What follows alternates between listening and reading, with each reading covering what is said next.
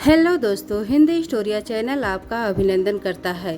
कहानी सुनने के लिए आपका धन्यवाद। कहानी पसंद आए तो लाइक और सब्सक्राइब जरूर करें। बिना देरी किए चलिए कहानी शुरू करते हैं। बहुत समय की बात है। एक दिन एक मछली मार कांटा डाले तालाब के किनारे बैठा था। काफी समय बाद भी कोई मछली कांटे में नहीं फंसी, न ही कोई हलचल हुई तो ये सोचने लगा, कहीं ऐसा तो नहीं कि मैंने कांटा गलत जगह डाला है, यहाँ कोई मछली ही न हो। उसने तालाब में झांका तो देखा कि उसके कांटे के आसपास तो बहुत सी मछलियाँ थीं। उसे बहुत आश्चर्य हुआ कि इतनी मछलियाँ होने के बाद भी कोई मछली फंसी क्यों नहीं। एक राहगीर ने जब यह नज़ारा देखा तो उससे कहा, लगता है भैया, यहाँ पर मछली मारने बहुत दिनों बाद आए हो। अब इस तालाब की मछलियाँ कांटे में नहीं फंसती। मछली मार ने हैरत से पूछा, क्यों, ऐसा क्या है यहाँ? राहगीर बोला, पिछले दिनों तालाब के किनारे एक बहुत बड़े संत ठहरे थे।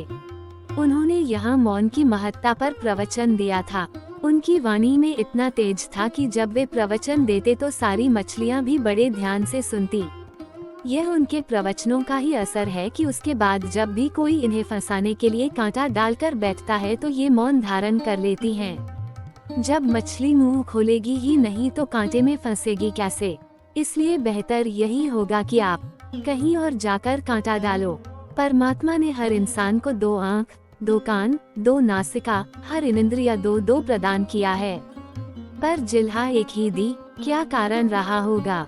क्योंकि यह एक ही अनेकों भयंकर परिस्थितियां पैदा करने के लिए पर्याप्त है। संत ने कितनी सही बात कही कि जब मुंह खोलोगे ही नहीं तो फंसोगे कैसे? अगर इंद्रिय पर संयम करना चाहते हैं तो इस जिहा पर नियंत्रण कर लेवें, बाकी सब इंद्रियां स्वयं नियंत्रित रहेंगी। ये बात हमें भी अपने जीवन में उतार लेनी चाहिए। कई बार व्यक्ति के अनुचित या व्यर्थ बोल से बनते काम भी बिगड़ जाते हैं।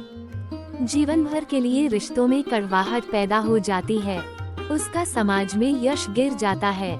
वर्तमान में देखें तो बहुत सी समस्याएं का कारण ज्यादा बोलना या अनुचित बोलना ही है। संदेशा परमात्मा कहते हैं कि कम बोलो, धीरे बोले, मीठा बोलो।